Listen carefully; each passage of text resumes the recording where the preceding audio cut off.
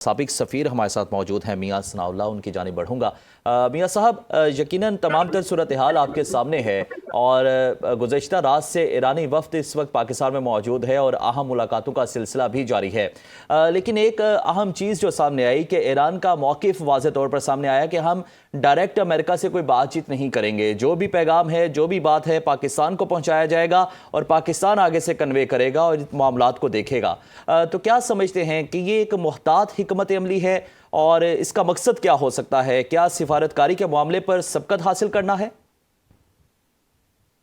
ये बेसिकली बहुत मोहतात ना रवैया इख्तियार करने का उन्होंने सोच लिया है और उन्होंने सारी जिम्मेदारी सालसी पे डाल दी है कि सालसी को अपना पॉइंट ऑफ व्यू दे दिया, अपने रेड लाइन दे दिए होंगे और ये बहुत अहम तरीके से जो मैसेज आया है वो पहुंचा दिया गया हाईएस्ट लेवल पे, पहले फील्ड मार्शल साहब के साथ और उसके बाद अब प्राइम मिनिस्टर के साथ। और यहाँ इसमें फिर वो लचक नहीं मिलेगी और अगर ये गुफ्तगू होती नहीं है, उनके अमेरिकन डेलीगेशन के आने से पहले ही ये चले जाते हैं, तो एक ये बहुत बड़ा सिग्नल होगा कि ये ईरान इतना तैयार नहीं है, इतना कीन नहीं है कि ये वो मुज़ाकरात की तरफ चलना चाहता है। इसका मतलब ये हुआ प्रैक्टिकल टर्म्स में या मिलिटेंट टर्म्स में कि ये हम रेडी हैं हर तरह के सूरत हाल को निपटने के लिए। हम वॉर के लिए भी तैयार हैं। हम ये नाकाबंदी हो रही है या उसको हमारे साथ हरमूज पे जो ऑपरेशन अमेरिका करने की कोशिश में है, वो हम उनकी धमकियों से डरने वाले नहीं हैं। और ये अच्छी खुश आइंद बात नहीं है, क्योंकि अमेरिका जब पहले राउंड से वापस गया था, उसने भी अपने रेड लाइन दे दिए थे। अभी की जितनी स्टेटमेंट्स जिसका आपने इब्तिदाइया में जिक्र किया है, वो डिफेंस सेक्रेटरी की स्टेटमेंट्स हैं, ट्वीट्स की बात है, अमेरिकन का प्रेसिडेंट का आपने बयान सुनाया, वो अपने उन बयानात की तरफ जो पुराने थे और उन बयानों से स्लाइटली डिफरेंट थे जिसमें लचक नजर आ रही थी, तो वो सख्त होते जा रहे हैं वो भी अपने एटीट्यूड में। तो मुझे लगता है कि ये अगर है ना इस राउंड में हमें उम्मीद नहीं रखनी चाहिए कि कोई बहुत बड़ा फैसला हो जाएगा, अनलेस कि जी हमारी लीडरशिप अमेरिका से भी बात करती रही है और उनको पसे पर्दा कोई कोई एश्योरेंसेस दी गई हैं और उन्होंने वो बातें ईरान से भी की हैं और ईरान उस पर राजी हो गया है, तो ये एक बिग ब्रेक थ्रू होगी। मेरे ख्याल में, ज़ाती ख्याल में, बहुत बड़ी ब्रेक थ्रू मुमकिन नज़र नहीं आती इस राउंड में। मुहतात रवैये प्रिवेल करेंगे।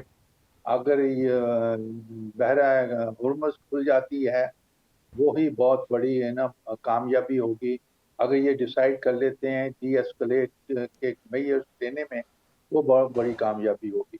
पाकिस्तान ने फिर साबित कर दिया है कि इन सारी मुश्किलात और नामसाआत हालात के होते हुए भी पाकिस्तान डटा हुआ है कि किसी न किसी तरीके से इन दोनों फरीकों को एक एग्रीमेंट की तरफ ले जाए, जिससे जो आलमी सतह पे टेंशन पैदा हो गई है और जिसकी तबाही के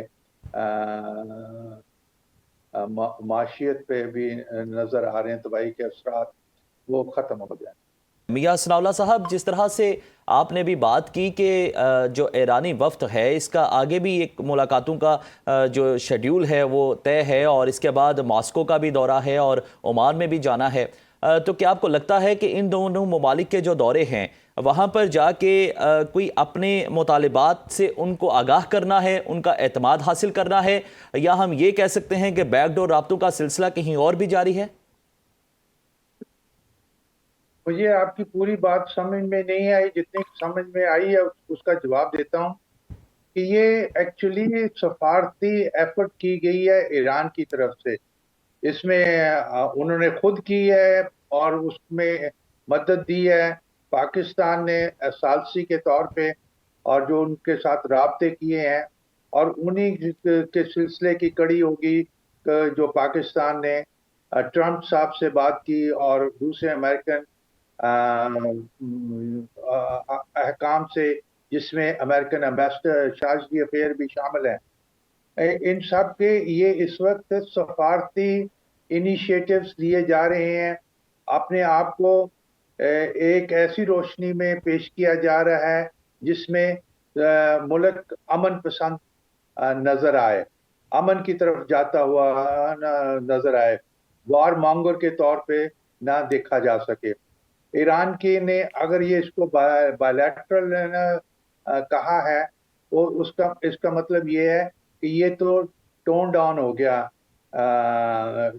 جو پہلا سیشن تھا جس میں یہ دونوں فریق ایک کمرے میں موجود تھے، اور اس کے بعد خاصی حد تک ایک دوسرے کو انڈرسٹینڈنگ دے دی گئی تھی، اور ان کو احساس ہو گیا تھا کہ ریڈ لائن ایک دوسرے کے کیا ہیں. اس کے بعد تیزی آئی.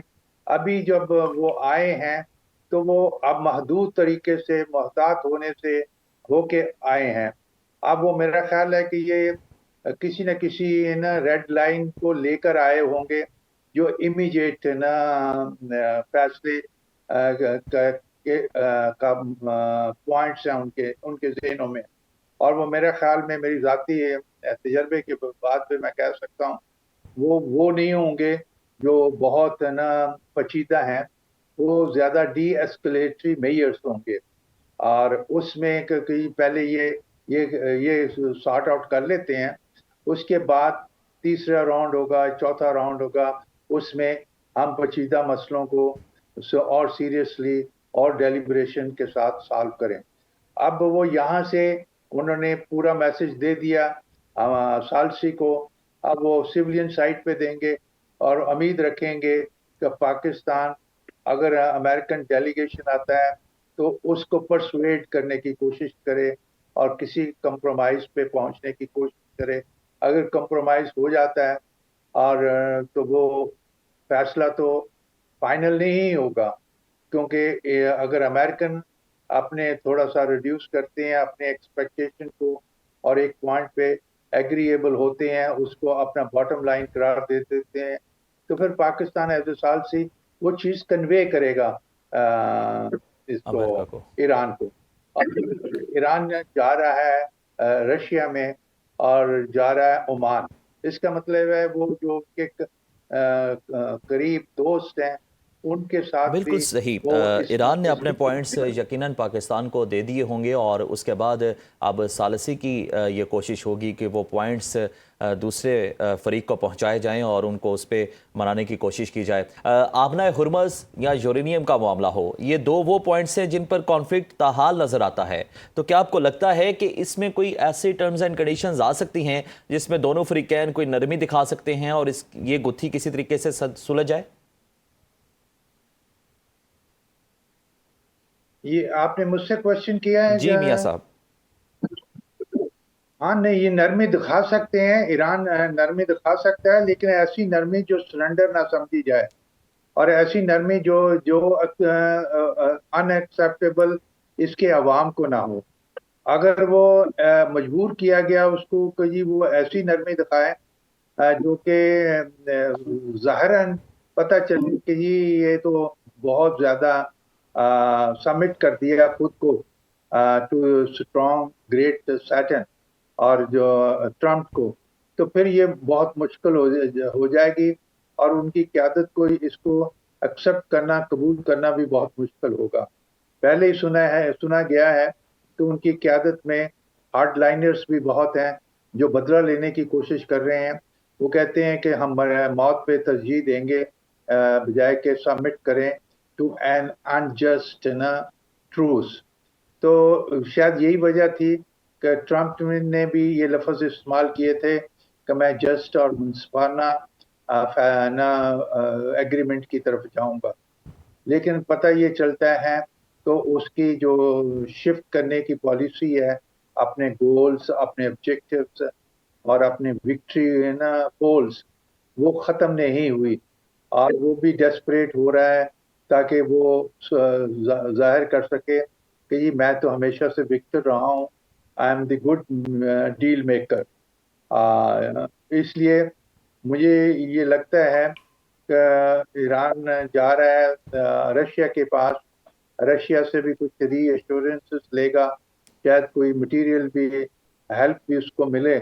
اگر وہ ہو جاتی ہے تو ان کے عزائم اور زیادہ سخت ہو جائیں گے, اور وہ سمجھیں گے کہ جی ہمیں اپنے سٹانس سے جو کہ ریزنیبل اس وقت ہے نا ہمیں نظر آ رہا ہے, وہ اور سخت ہو گیا تو وہ ان ریزنیبل ہو جائے گا, تو وہ اوور پلے کرنے کے موڈ میں ہوں گے اپنا ہینڈ.